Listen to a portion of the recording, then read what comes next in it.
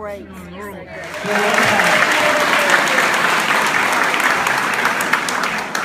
It is now my pleasure to introduce our guest speaker. I am pleased to introduce you today to the United States Senator from Texas and candidate for President of the United States, Ted Cruz.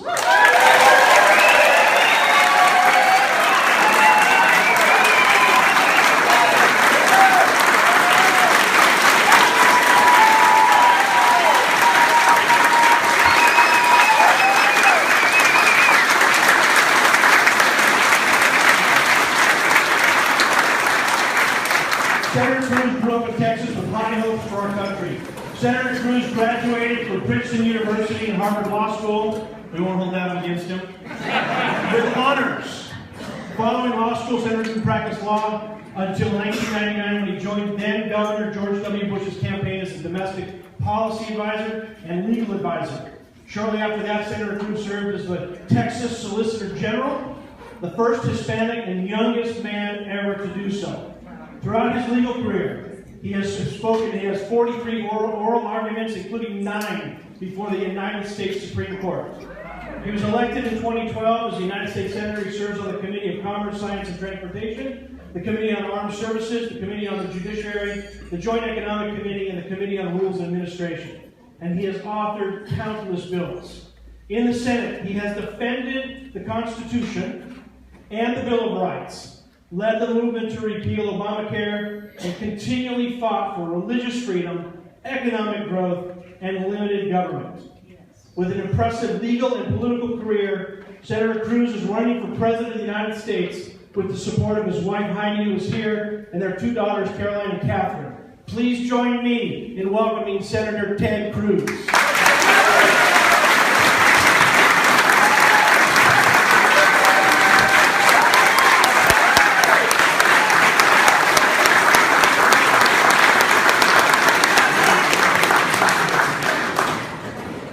Well, good morning. Good morning. Thank you, John. God bless the great state of California. And as you rightly noted, God help the great state of California. But I appreciate the men and women here who are hardy souls standing for Princeton.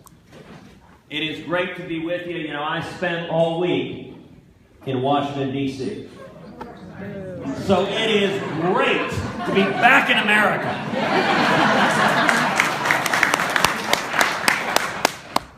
I'm here with my wife, Heidi.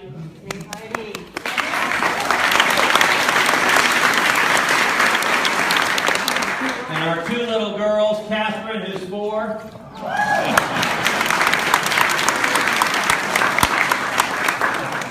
And then Caroline, who's 7. Where's Caroline? Not here yet. Not here yet. So Caroline is en route. Now, Heidi is a native Californian.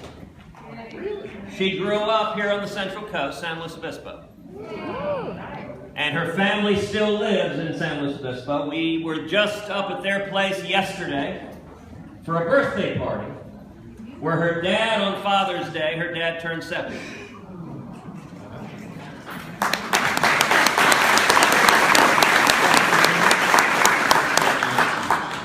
So I will tell you, back when I was elected to the Senate, right after Election Day in 2012, our eldest daughter, Caroline, she looked at Heidi and she said, "Mommy, I don't think you can tell people you're Californian anymore." But Heidi still does. I'll tell you, Heidi, she is beautiful, she is brilliant, she is an incredible businesswoman. She is a fantastic mom to our 2 little girls. She has really lousy eyesight. But she is my best friend in the entire world, and I love you, sweetheart.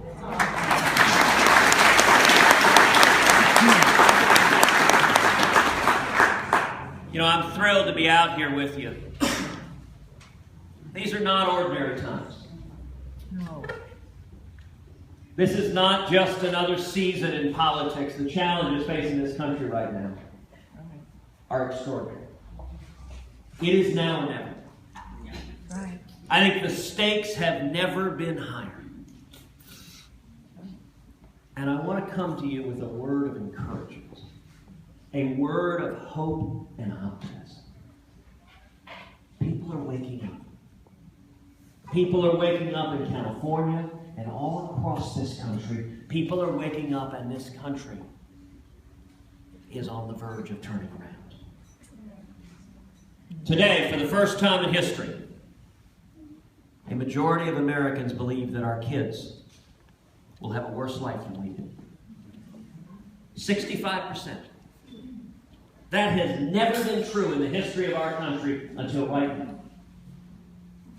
I think the central issue in 2016 is going to be reigniting the promise of America.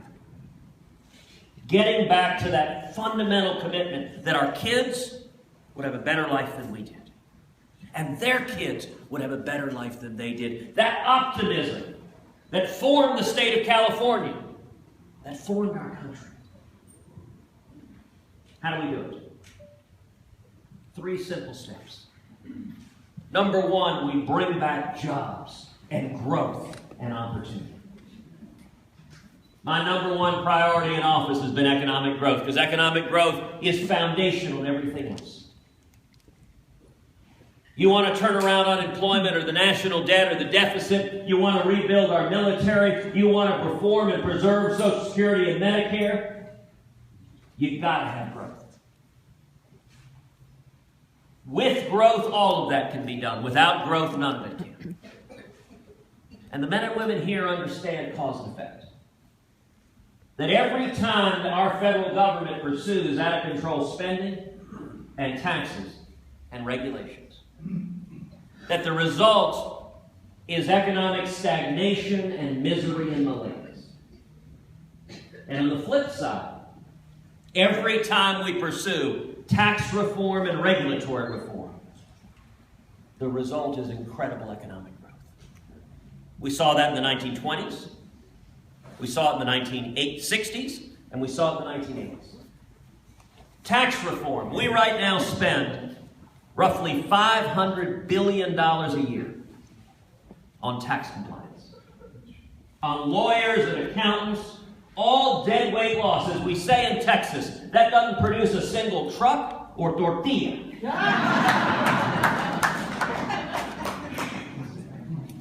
And the very best tax reform, we need to adopt a simple flat tax.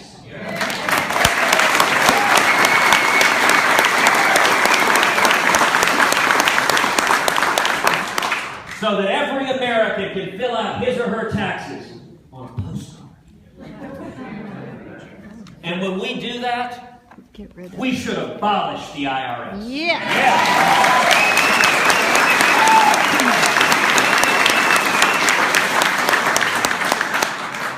There are about 90,000 employees at the IRS. We need to padlock that building. Take all 90,000 and put them down on our southern border.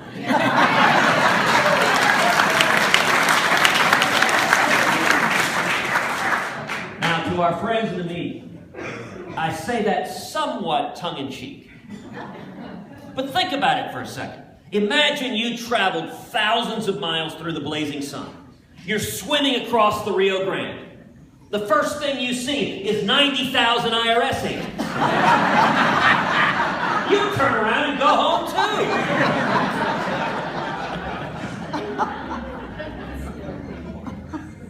And then the second key to economic growth, regulatory reform. You know, a couple of years ago, I was out in West Texas.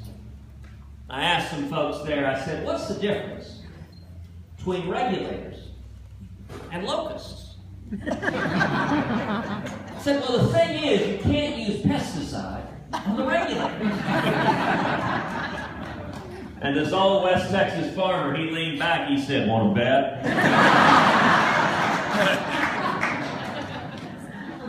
And we have seen over the last 6.5 years, regulators descending from Washington, devouring small businesses, devouring farms and ranches. Sadly, here in California, your home state helps in the process. Yes. And regulators are strangling the ability to create jobs and opportunity to help lift people up to the American dream. Whether it is the EPA and waters of the United States, whether it is the CFPB or the alphabet soup of Washington. And the most important regulatory reform. We need to repeal every word of Obamacare.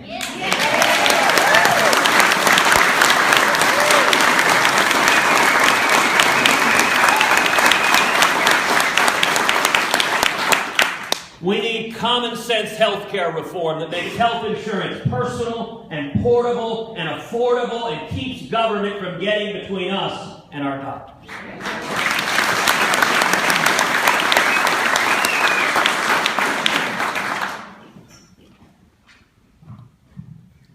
The second key, and before we get to the second key, I'm obliged to introduce the Princess Lady Caroline.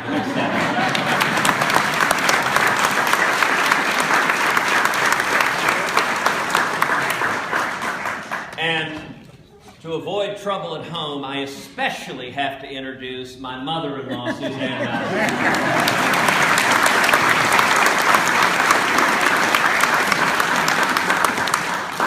She and her husband, Dr. Peter Nelson, have had a dental practice here for many decades. The second key to reigniting the promise of America is we need to defend our constitutional rights. Yes. All of them. Yes. We need to defend the First Amendment. Free speech, and especially religious liberty.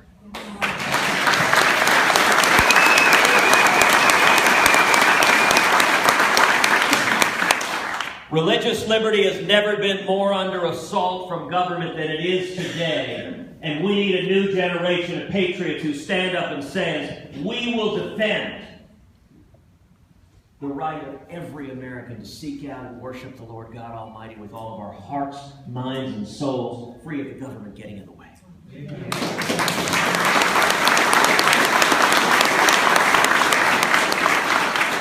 We need to defend the Second Amendment, the right to keep and bear arms.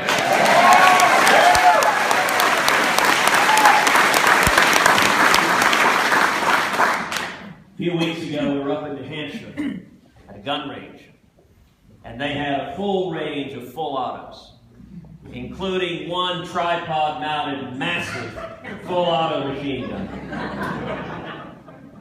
that my darling wife Heidi, petite, 5'2" California blonde, mounted, and it was belt-fed, unloaded it, wearing a pink baseball cap that said "Armed and Fabulous."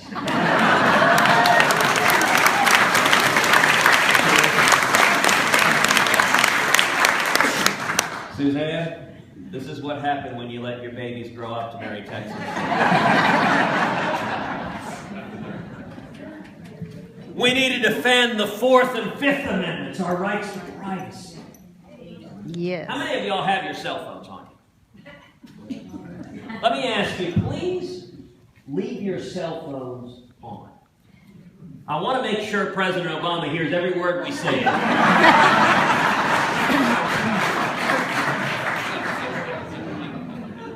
We need to defend the 10th Amendment. Yeah. Or as President Obama calls it, the what? The fundamental protection that says the powers not given to the federal government are reserved to the states and to the people.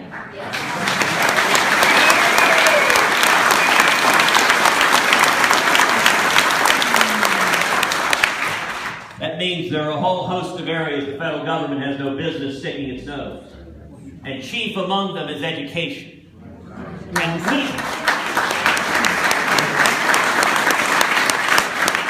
And we need to repeal every word of Common Core. Yeah.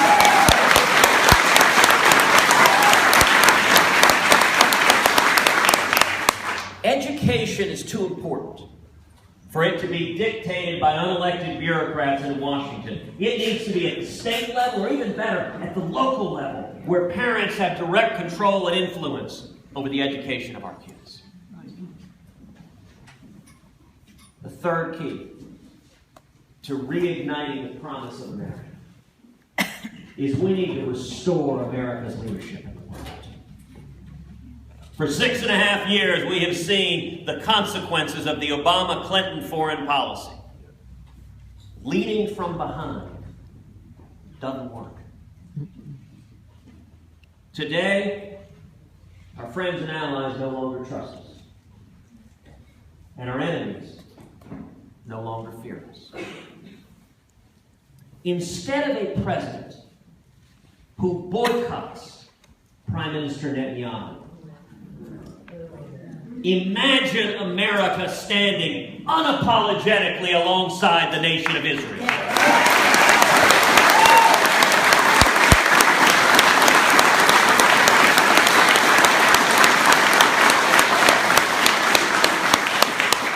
Imagine a commander-in-chief standing up and saying, "We will defeat radical Islamic terrorism."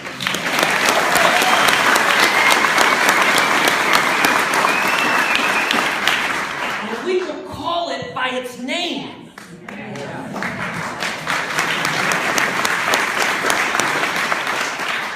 Imagine a president who says, that would be the president calling now.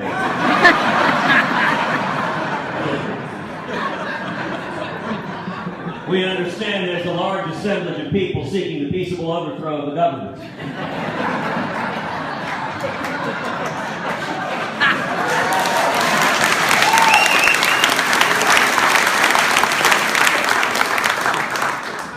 Put him on hold.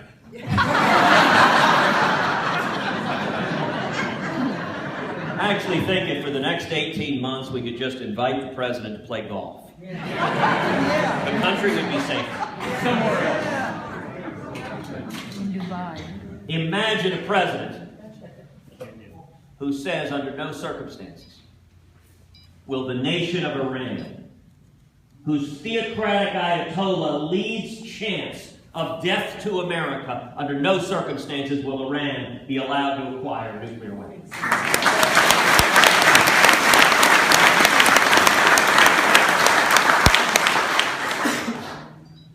Now, some of y'all may be thinking, all of this makes sense to me. This is basic common sense. But can we do it? Are we too far gone? Is it too late? Can we turn the country around? You know, the book of Ecclesiastes tells us there's nothing new under the sun. I think where we are is very much like the late 1970s. I think the parallels between Barack Obama and Jimmy Carter are uncanny. Same failed economic policies. Same misery, stagnation, and malaise. Same feckless and naive foreign policy. In fact, the exact same countries, Russia and Iran, openly laughing at and mocking the President of the United States. You know, the one person in America thrilled with the job Barack Obama's doing is Jimmy Carter.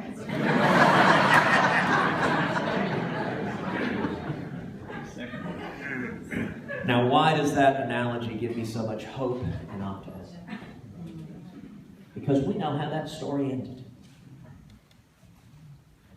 You know, a couple of weeks ago, Heidi and I were at church, and our pastor was preaching. It was during the NBA playoffs. It was back when the Rockets had a chance before Golden State whooped us.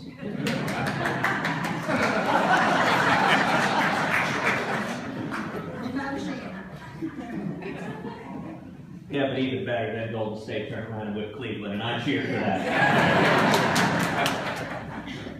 But you know, our pastor was talking about how, have you ever noticed how if you're watching a really tense sports game, you might be at the edge of the seat in your couch, you might be really on pins and needles. But yet if you've DVR'd it, and you've already read the sports pages, and you know the score, you're never nervous. If you're watching a taped game, if you know the score, you may be down 20 points in the fourth quarter, but if you know your team wins, you look at it and will go, wow, we're getting ready to see one heck of a run. Well, what our pastor reminded us then is we know the end of the story. And in the 1970s, when Jimmy Carter was president, what happened is we saw a grassroots movement begin to sweep this country. Millions of men and women. It began here in California. Millions of men and women who came together and became the Reagan Revolution. Yay.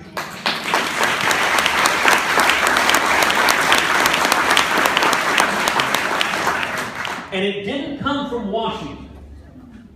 Washington despised Ronald Reagan. It came from the men and women in this room. It came from millions of Americans who have been living their lives, many have never been involved in politics, who looked up one day and said, what on earth is going on? And it swept in like a tidal wave and turned this country around. We went from stagnation to booming economic growth. We went from weakness on the world stage to winning the Cold War. The reason I'm not this is to say the same thing is happening right now today. You know, we launched our campaign a couple of months ago. The New York Times immediately wrote, Cruz cannot win because the Washington elites despise him. Yay.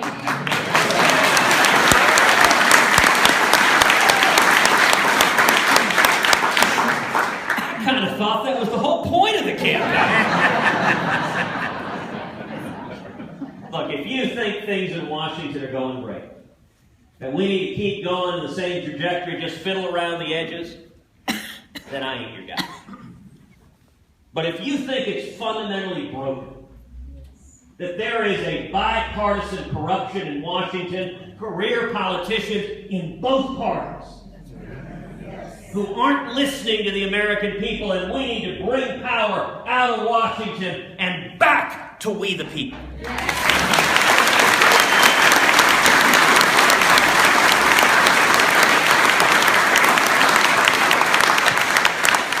That's what this campaign is all about. We went on a barnstorming tour immediately after we launched. We went to Iowa, New Hampshire, South Carolina. 3 states picked at random.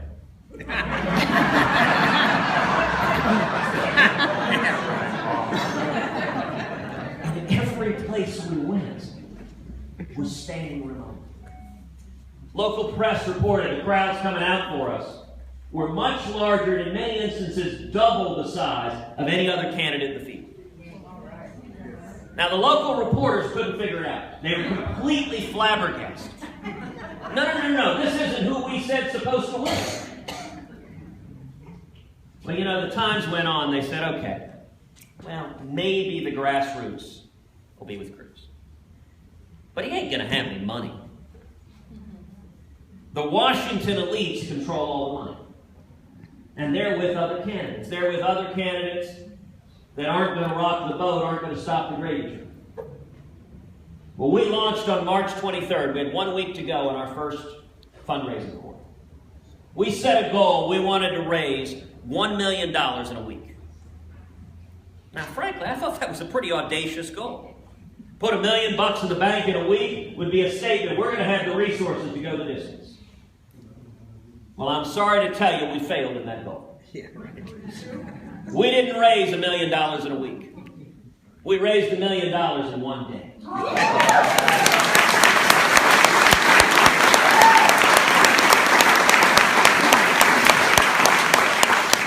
By the third day, we'd raised $2 million. And by the end of the week, we had raised over $4.3 million.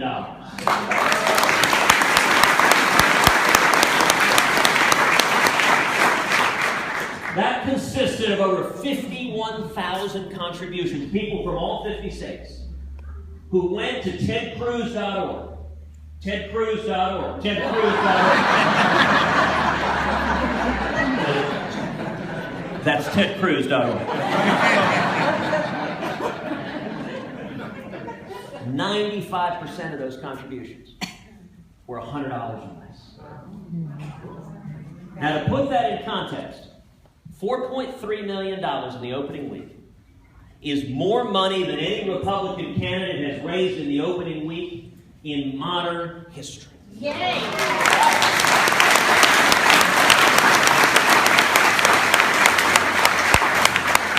It is double what Mitt Romney raised in 2012 in his opening week. It is much more than double what John McCain raised in 2008. And both of those candidates had all the Washington money on them. They ain't with us in this campaign, but the strength of this campaign are the men and women gathered here.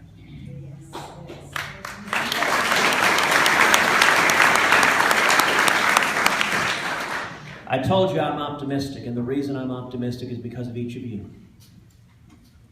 I'm optimistic because all of us, we love our kids, we love our grandkids. And we're standing up to turn this country around. To get back to the principles that built America, that made America strong. You know, for all of us, freedom isn't some abstract concept that we study in school. It's not from a junior high textbook. It's personal. It's real in our families. For me, I think of my father.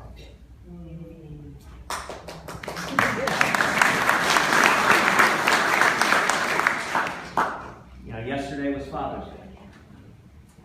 My dad was born in Cuba.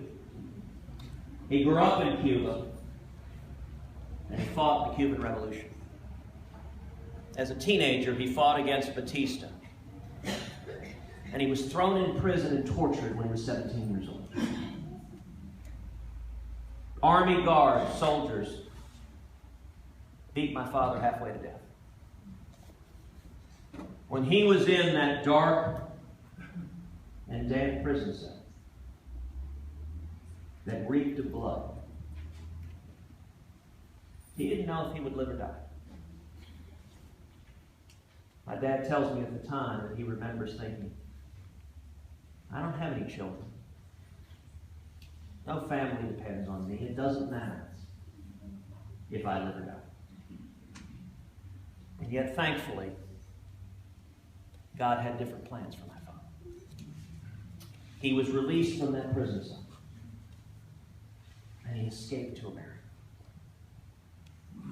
When he came to America, he was just 18 years old. He couldn't speak English. He had $100 that was sewn into his underwear. And he got a job washing dishes, making 50 cents an hour. He worked full time. He paid his way through school. He went on to start a small business. Today, he's a pastor based out of Dallas. Now, my whole life, my father has been my hero.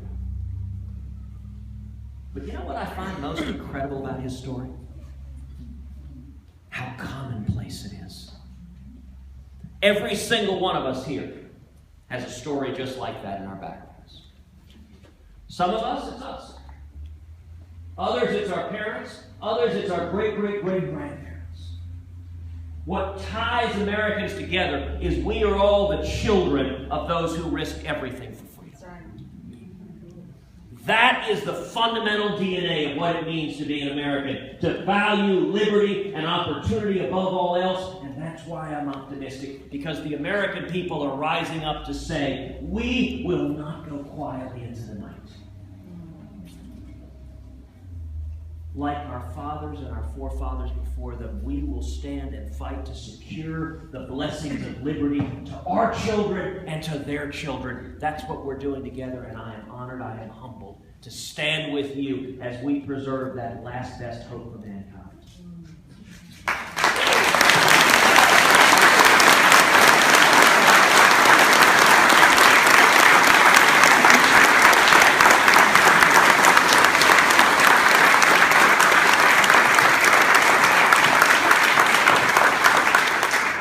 And with that, I'm happy to answer or dodge any question you like. Hey, you know what, John? I'm easy. They don't have to be written. I'll just do it. Now, look, I'm used to Congress. They're usually throwing rocks at me, so. Yes. I'll bridge the ice. Sure. My name's Ellen Sturts, and I've been here since 1994. Okay. I want to tell you I love this community. It's an extraordinary place. And I agree with you on some of the things that you said. And yet, I'm a little concerned for the sensibilities of our county when we have welcomed the LGBT community, that maybe you might be a little too radical for us. Or maybe regarding fair pay for women or access to health care, that's not something you might be as supportive of as a president. And I would like to actually share a welcome wagon gift with you, which includes invitations to Gay Pride in July and some conferences. So I thank you very much. Well, thank you very much. And I'd love your answer. Sure. Well, thank you very much, and thank you for the welcome. Look, there are a lot of questions that are wrapped up in there, but let's take the question of marriage and gay marriage, because that is, Supreme Court is poised to issue a decision in the next couple of weeks, and that is an issue that divides a lot of Americans. You know, when it comes to marriage, my view, I believe in traditional marriage. I believe in the union of one man and one woman.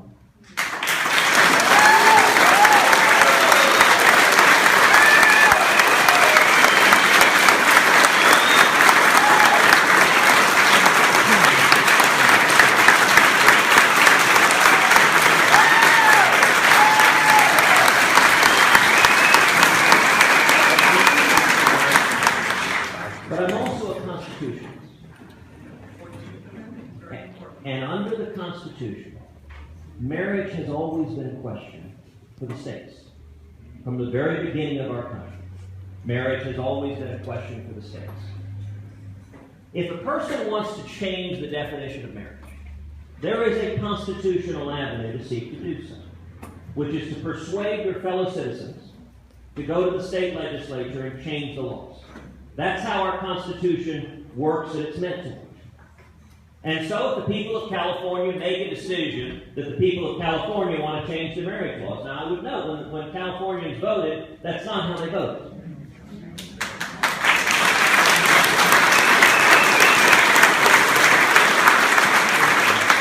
But there is a constitutional avenue to seek change, and what's required is persuading your fellow citizens this is the right policy to adopt. What I think is altogether illegitimate is for the federal government, unelected judges or the federal government, to seek to tear down the marriage laws that are adopted by democratically elected legislators.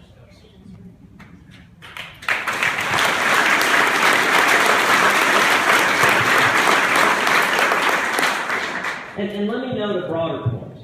One of the great things about the Constitution is it allows diversity across this country.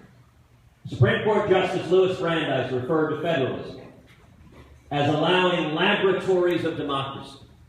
So look, we would expect the people of California to make different decisions than the people of Texas or New York or Florida. And one of the great things is people can vote with their feet. You can choose where to live. One of the real problems of the federal government with a one-size-fits-all solution is it tries to jam a solution from Washington on everyone, like Obamacare. It's one size that doesn't work, jammed on anyone. Listen, if a state wants to adopt socialized health care, knock yourself out. You've got all the constitutional authority in the world to do it. Now what will happen, inevitably, is when the jobs go away, people flee the state. And I think that federalism, respecting the constitutional system, answers a host of circumstances. Now, listen, I think as Americans, we should appeal to values that bring us together. We should appeal to values that are universal, and those include the free market principles and constitutional liberties that undergird this nation. And I'll tell you, one of the real consequences of the gay marriage battle we're seeing is that religious liberty is in the crosshairs. Mm-hmm. And I'll give an example from 2 days ago. 2 days ago I was in Iowa. I met with a couple, Dick and Betty O'Donnell. It's a delightful couple. They're an elderly couple in Iowa, and they purchased an old historic church, the Lutheran church that had been built in the 1930s. And they used it for several years to host weddings. And they ran their livelihood out of catering, and they started a flower shop, and they had flowers, and they hosted weddings for years. Then, two men came and wanted to have a gay wedding in their church. Now, Dick and Betty are devout Mennonites. And they said, listen, to host a gay wedding in our church would be inconsistent with our religious faith. The next day, they got sued.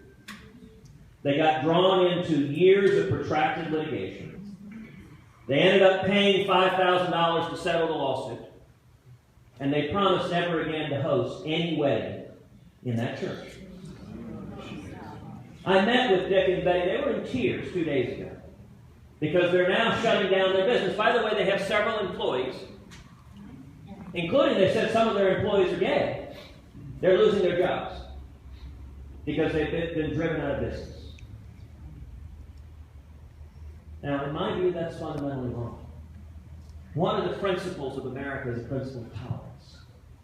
It's a principle of not persecuting Americans for expressing their faith and following their faith.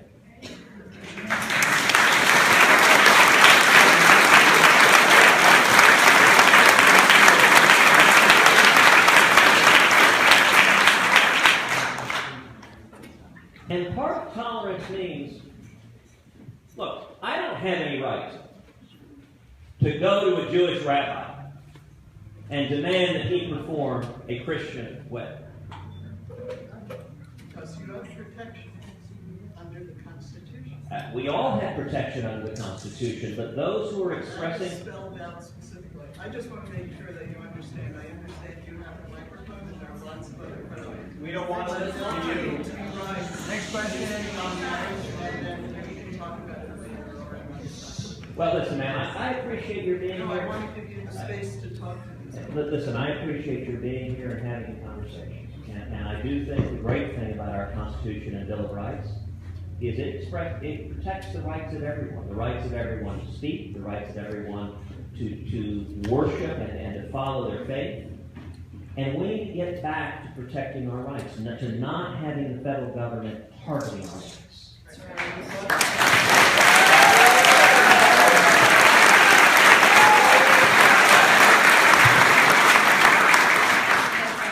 The United Nations is seeking a one-world government, which is not the government of the United States. Do you believe that we should stay in the United Nations or kick it out of the United States?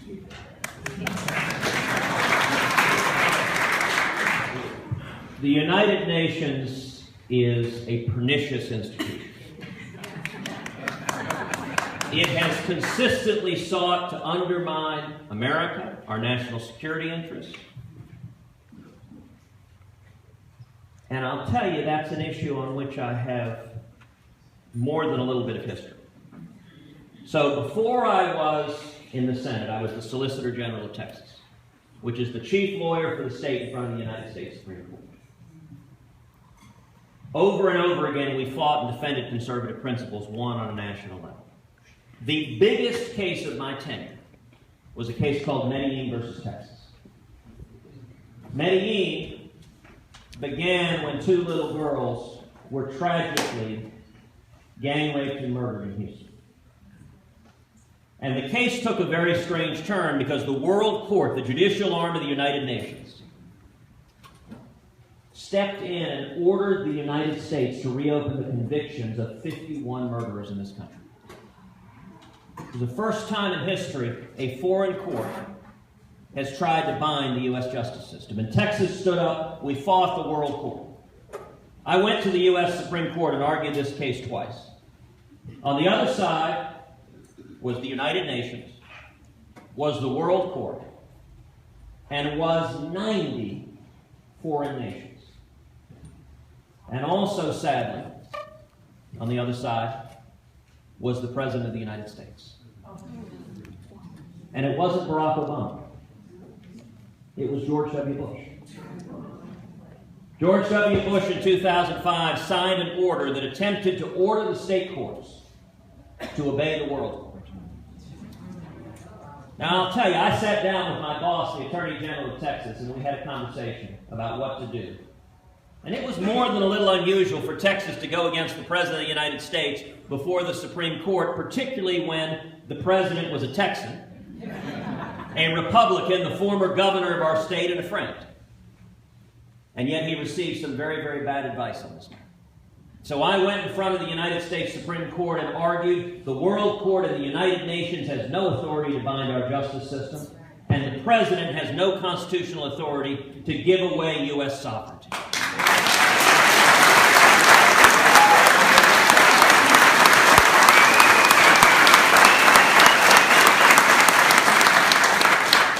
And we won 6-3.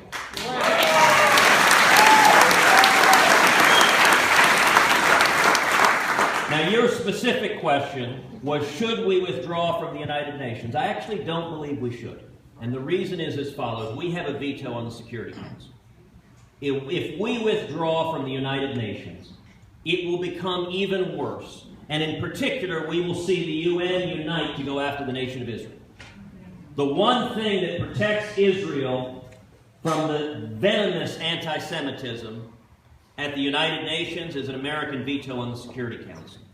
But I do think we should use our influence, rather than doing what John Kerry and Barack Obama do, which is trying to give up sovereignty at the UN, we should use our influence, and in particular, we should use our control over the checkbook to rein in the United Nations. And I'll give you a very recent example of that. 2 weeks ago, the UN was threatening that they were putting out their annual report on abuses of children. And they typically include groups like Al-Qaeda, Hezbollah, Hamas, Boko Haram. They were threatening to add Israel to that list. And I wrote the Secretary General of the United Nations just a couple of weeks ago and said, if you do that, that is grotesque, it is libelous, it is false. And if the United Nations does that, Congress will have little recourse but reconsider the financial support we provide to the United Nations every year. A week later, they announced Israel was not on that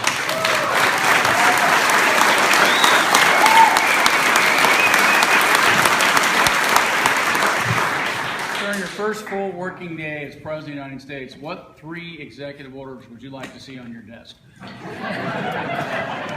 A great question. During my first working day as President, well, I suppose if I'm elected, the first thing I should do in office is send flowers and condolences to all of the reporters who will have checked themselves into therapy.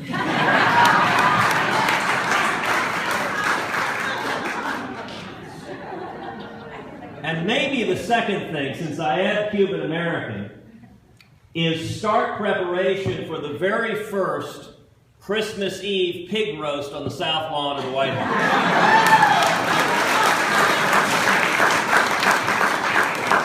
And my poor California vegetarian wife will be horribly traumatized at my father roasting a pig on the south lawn. And I bet you I won't be able to get my in-laws to attend. But when both of those are done, the very first thing I intend to do is to rescind every single illegal and unconstitutional executive action taken by President.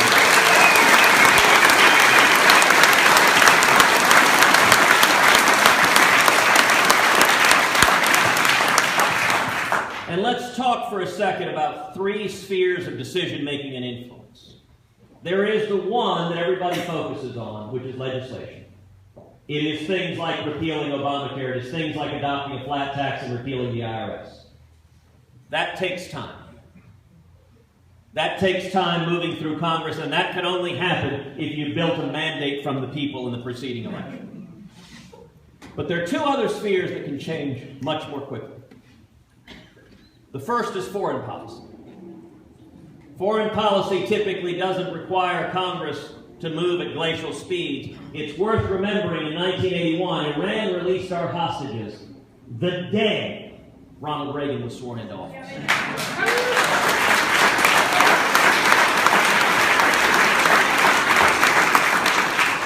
So one of the very first things that I intend to do on January 20th, 2017, if I'm elected, is convene the National Security Team for a discussion about where Iran is and how close they are to acquiring nuclear weapons and what is every tool we have available to stop them, because under no circumstances will we allow theocratic lunatics who want to murder us to have weapons of ultimate destruction.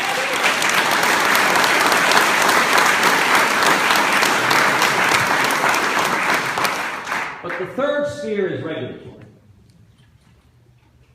And, some of y'all may have noticed, when Democrats are in office, regulations grow exponentially. And when Republicans are in office, they grow a little bit more slowly. I had a cynical friend of mine who suggested a bumper sticker. Republicans, we waste less. You're not exactly a banner to march into battle on. What President Obama has done wrong with his lawlessness is intruding into the lawmaking authority of Congress. This president is the most lawless president we've ever seen. Under Article 1 of the Constitution, it is Congress that is charged with passing the laws, and President Obama over and over and over again asserts the authority to ignore the law to unilaterally change the law. Now, on the other hand, when it comes to Article 2, the authorities of the president, there is one chief executive in whom is vested the authority and responsibility to take care that the laws be faithfully executed. If you look at the regulatory state, there are federal bureaucrats who've been there for decades, whose view is they're going to outlast any politician who's elected as sort of a momentary distraction. And they're promulgating rule after rule after rule. Under Obamacare alone, there are over 20,000 pages of regulations just under Obama. Any one of which we're expected to follow. We have never seen a president of the United States who sits down and uses the full Article 2 constitutional authority of the executive to go after the regulatory state. And I'll make a commitment to you right now. If and when we win this election, regulations are not going to grow more slowly. When we leave office, they are going to be substantially diminished and individual liberty is going to be concomitantly increased.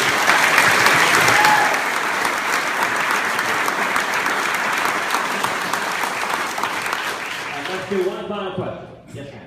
Could you please address your position on the Trans-Pacific Partnership? Oh, sure. The The question was my position on the Trans-Pacific Partnership. So let me step back for a minute and just give some background on this issue, because there's a lot of confusion on this issue and a lot of concern. There are two different things. There is what is called TPA and TPP. And part of what makes it confusing, they're both acronyms, they're pretty similar, and there are lots of things being said online and on talk radio that have people understandably concerned. TPA is short for Trade Promotion Authority. It's also known as Fast Track. Fast Track is the process by which the United States negotiates free trade agreements. What Fast Track provides is Congress at the front end lays out specific negotiating objectives for the President.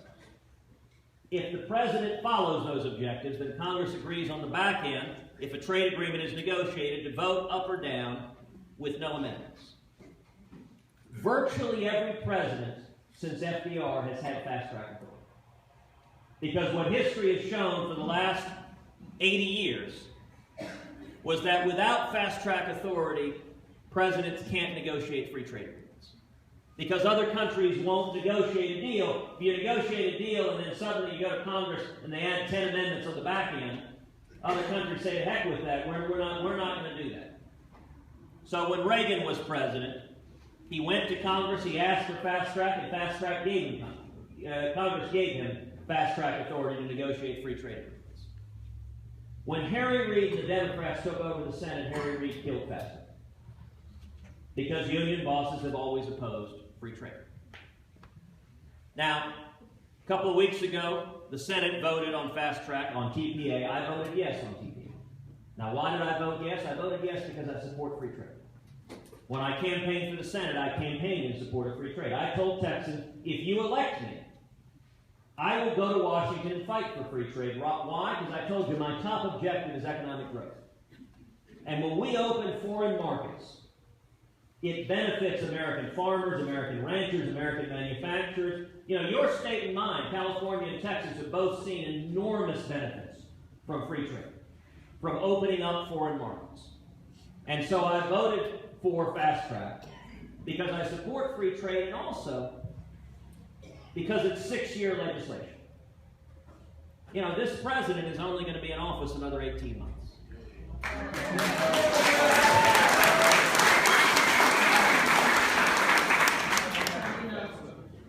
If and when we pass fast track, that means the next president, who I hope is a Republican, who I hope is me,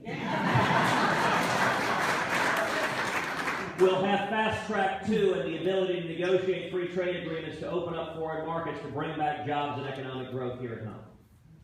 And the sad reality is, if we wait for a Republican, because some people say, well, why don't you wait till Obama's gone to do it? If we wait for a Republican, the Democrats will vote straight party line against it to deny any Republican fast track. So if we want the next president to have it, we have to pass it now. Now the second thing is TPP.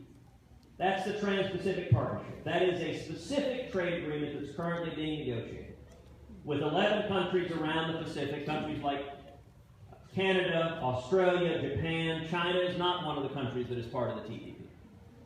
Now, the TPP is still being negotiated. It's not a final agreement.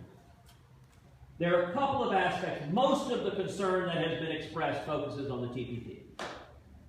Now, probably the greatest source of frustration is the text of the TPP is right now secret. It is classified. The Obama administration is classified. Now, I think it is idiotic that the text is secret. I have repeatedly called on the Obama administration to make the text public so everyone can read it. I can tell you I've read it. Members of Congress are allowed to go to a classified skiff in the basement of the Capitol. I've gone down and read it. Because the text is secret, people naturally believe all sorts of terrible things. And I understand why. Listen, this president has abused his power more than any president in history.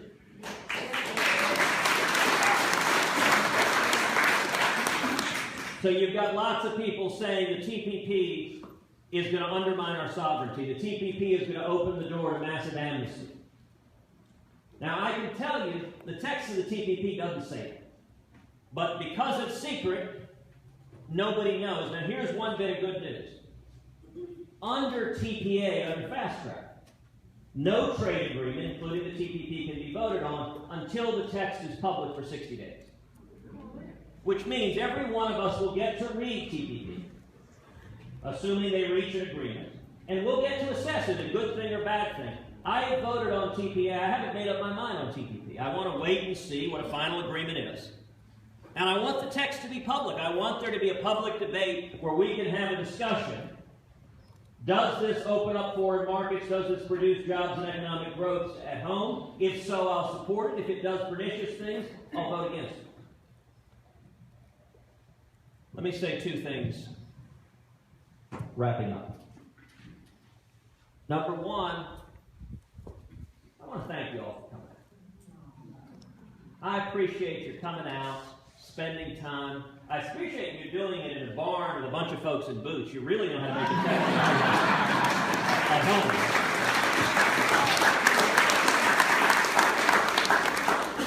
But look, for conservatives, California is tough right now. Yep. You guys are beleaguered, you're outnumbered. But I will tell you, Californians can make a huge impact nationally.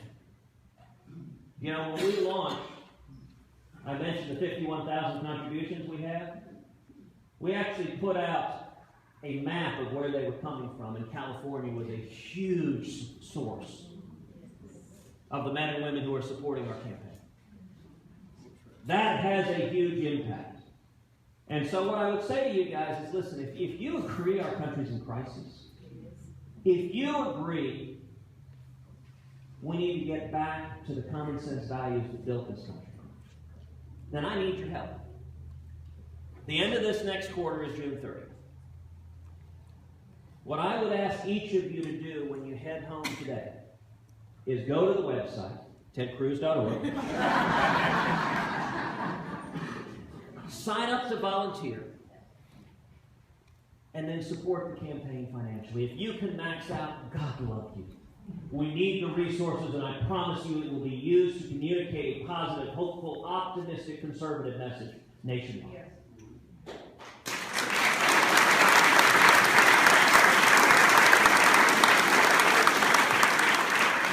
But if you can't max out, every one of you can give something.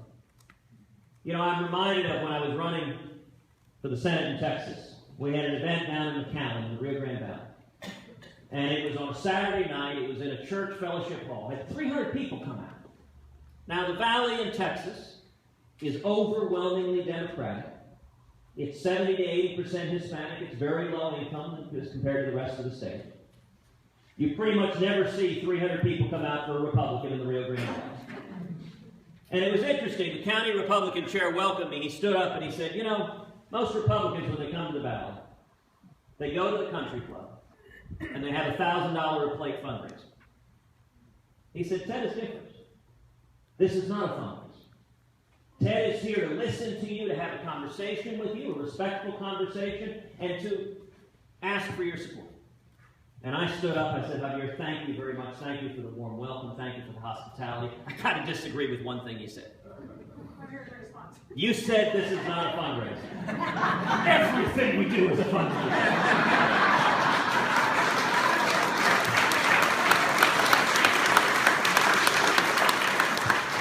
And I told them, as I just shared with you, if you could max out, wonderful, we need it, but everyone here can give $10. Or $25 or $50. And not only does that money add up, but there's something powerful. Look, when I go talk to high school kids or college kids, I say $25 is 2 pizzas. How many of you can't afford 2 pizzas?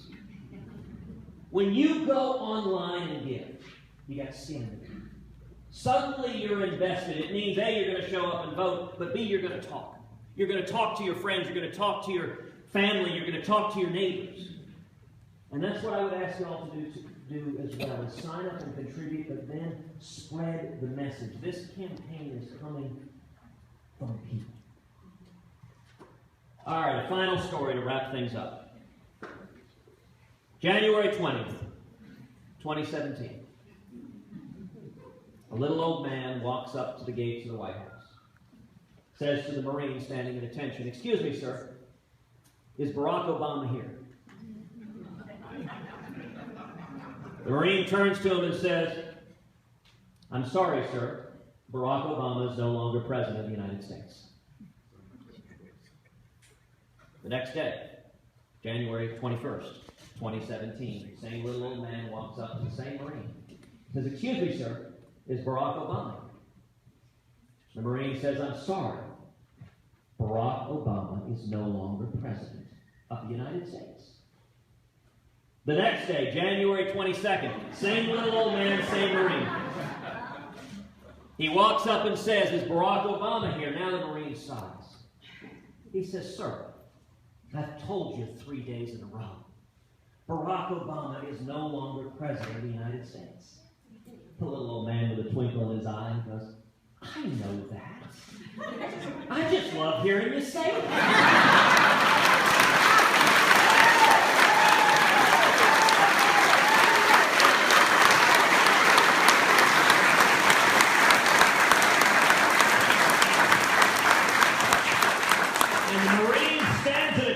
Salutes and says, "See you tomorrow, sir." Thank you and God bless you.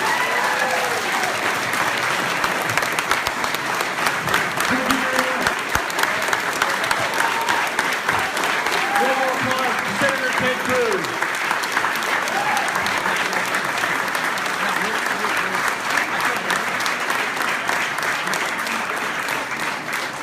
And that website again is tedcruz.org.